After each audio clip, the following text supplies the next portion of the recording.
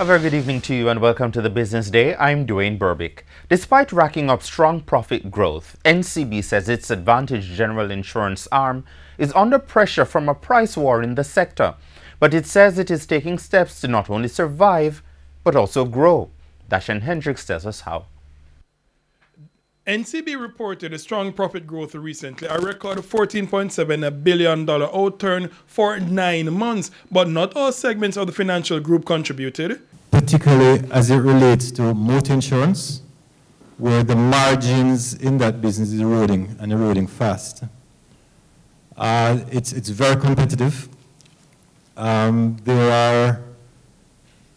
think the price war among the institutions in that market is causing the profitability of the industry to decline. For Advantage General, the outturn has been a 7% dip in both revenues and profit. But even with that dip, the NCB executive reminds its shareholders Advantage General is still top. AGI still represents close to 40% of the profitability of that industry. Right? It's a price war. It's clearly adversely impacting the general industry.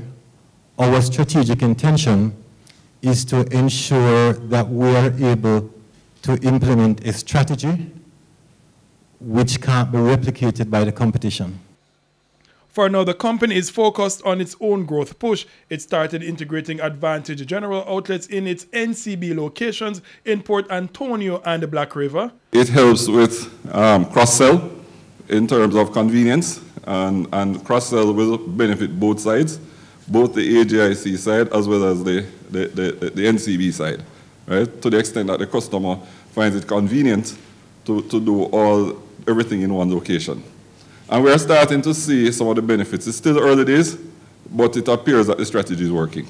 The plan is to open more. Mandeville is the next target, with a total of 9 Advantage General branches to be rolled out in the co-location strategy in the next 3 years. For the Business Day, I am Dashan Hendricks.